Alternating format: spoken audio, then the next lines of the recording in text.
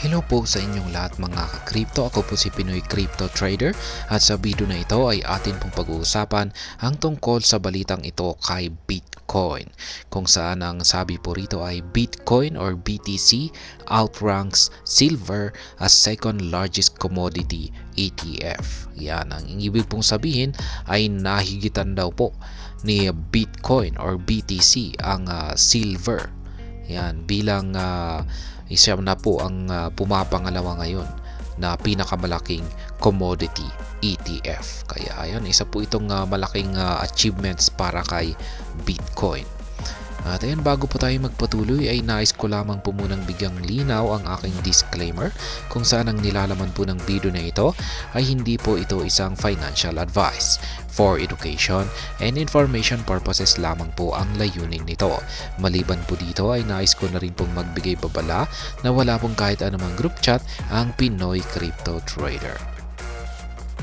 At ayan, ang sabi po rito ay Bitcoin continues to make waves as the market for the recently launched spot BTC ETF products displaces silver to become the second largest commodity ETF in the United States. Kaya ayan, alam naman po natin na ditong mga nakalipas lamang na araw ay nailabas na po ang mga spot BTC ETF products. Dahil po rito ay na-replace na po itong si silver yan sa kanyang pagiging second largest commodity ETF dito sa bansang US. Yan, pinalitan na po siya. Ayan, hindi naman pinalitan or in-outrank po niya itong si silver. Ibig sabihin ay pumapangalawa na po itong si spot BTC ETF. At pangatlo na lamang po itong si silver. Ayan. This feat comes after a week after the US Securities and Exchange Commission approved 11 spot Bitcoin ETF applications from a mix of the industry's asset management firms and mainstream financial service players. Ayan. Ito po yung talagang inabangan natin, yung approval ng US SEC sa mga spot Bitcoin ETF applications. At meron po silang inapprove na 11 or 11 na mga applications ng mga malalaking mga financial institutions. At the time of writing, data from the ETF database shows that silver has an ETF spread across a total of 5 ETF with a combined market valuation of $11.5 billion. Kaya yan po ang silver. And meron na po itong kasalukuyang market valuation na nasa $11.5 billion. How does Bitcoin ETFs compare? And of the 11 spot Bitcoin ETF applications approved earlier this month, 9 were complete products with Grayscale Investments and Hashdex already boosting some assets under management from their previous offerings. For instance, with the Grayscale Bitcoin Trust or GBTC, data from CoinGlass shows the firm currently has a total of 581,270 BTC worth $24 billion, a figure that has notably surpassed silver's valuation. Kaya yan, pagdating pa lamang po rito kay Grayscale o yung kanyang GBTC ay meron na po silang hawak na 581,270 na Bitcoin. At ito po ay nagkakahalaga ng around $24 billion. Ayan. Kaya yan, sa pagdating po sa halaga na ito ay talagang nahigitan po niya ang market valuation ng silver. Kasi yung silver dito, ayan, sabi po rito yung market valuation ng silver ay nasa $11.5 billion. Ngayon, dito kay Grayscale Bitcoin Trust or GBTC ay ito po ay nasa $24 billion. Kaya yan, lamang na lamang po siya The conversion of GBTC from Bitcoin Trust to spot Bitcoin ETF created one of the largest commodity ETF in the market. Kaya yan, yung conversion daw po ng Bitcoin Trust papunta sa spot Bitcoin ETF ni Grayscale ay yan po. Ito yung nagdulot para mabuo ang pinakamalaking commodity na ETF sa market. Gold's ETF is spread across 19 different offerings, has an AUM of $96.25 billion by current projections. Bitcoin ETF may outshine gold ETF in the long term with the embrace of BlackRock's iShares, Bitcoin Trust as well as other issuers reach their climax. Kaya yan. Sa kasalukuyan ay yung nangunguna po sa ranking ay syempre si Gold. Yan, si Gold ETF. At dati ay sinusundan po siya ni Silver ETF. Pero yan na nga, na-outrank po siya ni Bitcoin. Kaya, ayan. Ngayon, pagdating naman po sa market valuation ng Gold ETF, ay ito po ay nasa $96.25 billion. Kaya, ayan.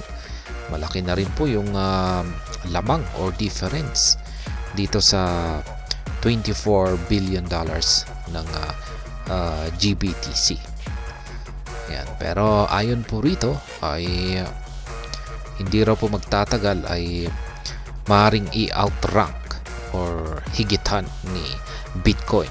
Yan, ang Bitcoin ETF, itong Gold ETF. Yan, lalong-lalo na kung ayan, ang BlackRock iShares, Bitcoin Trust at saka yung ibang mga issuers ay kanilang ma-reach yung kanilang climax. Ayan, an interesting twist in the push for the spot BTC ETF is that its appeal might keep growing. One of the factors that could compound this appeal is the cap supply of Bitcoin, unlike silver and gold, which are forever inflationary. Kaya yan. Ayan po rito ay ang kagandahan raw po rito kay dito sa spot BTC ETF ay yung kanyang appeal ay patuloy lamang po ito na lumalago. Ayan, at ang isa pong dahilan dito ay yung may cap po yung supply ni Bitcoin. Ibig sabihin ay may limitasyon yung kanyang supply. Hindi katulad po ng silver at saka gold na ayan, inflationary po sila. Miners can only mine 21 million BTC at a rate that is lost every 4 years through the halving event. Interestingly, the market expects the next halving in April. Kaya ayan, inaasahan po natin na magaganap po yung susunod na Bitcoin halving ngayong paparating na buwan ng April. Kaya ayan, yung mga minero, miners ay meron po silang kakayahang magmina ng 21 million na BTC. Ayan, sa kasalukuyan. Ngunit ito po ay mas lalong bumabagal sa kada 4 na taong yan, lumilipas. Kasi every 4 years ay nagaganap po yung Bitcoin halving. At ang nangyayari po rito sa Bitcoin halving na ito ay nakakati po yung nakukuhang reward ng mga minero. Kaya ayan, Bitcoin price to grow in tandem. The growing hype surrounding spot Bitcoin ETF products may ultimately have impact on the price of BTC in the long term as predicted by many market experts. When gold ETF secured approval in 2004, the price of the asset token at the time was around $700. And today, it is worth $2,028.32. Kaya yan, pagdating po rito sa gold ETF, ay ito po ay nagkaroon ng approval nitong nakalipas na taong 2004. At yung kanyang presyo dito noon ay naglalaro po sa presyong $700 at ngayon ay nagkakahalaga na po ito ngayon ng $2,028.32. The same fate might befall Bitcoin, coupled with existing fundamentals that have helped its price surge over the years. Kaya ayan yung nangyari po rito kay gold ETF ay posibleng ganito na rin yung mangyayari kay Bitcoin. Ayan. At the time of writing, Bitcoin was changing hands for $41,345.93, down by 2.69% in 24 hours. The market capitalization currently comes in at $811.7 billion, while the trading volume is up by more than 35% to $27.1 billion.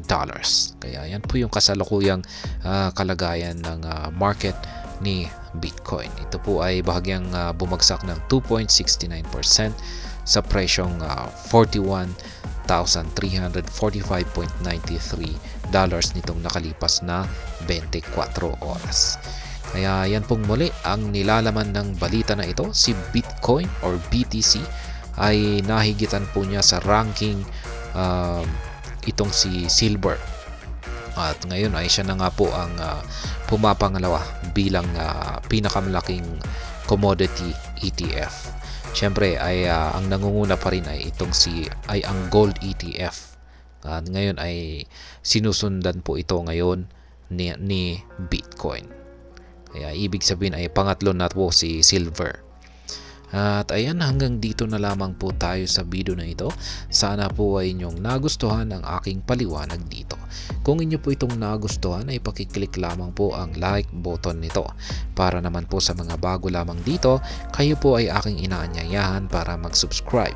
Pakiclick na rin po ang bell icon nito dahil ito po ang siya magsisilbing notification nito sa mga bago kong videos na akin pong ina-upload sa aking YouTube channel na ito. Marami pong salamat sa panunood, ingat po tayo lagi at God bless po sa ating lahat.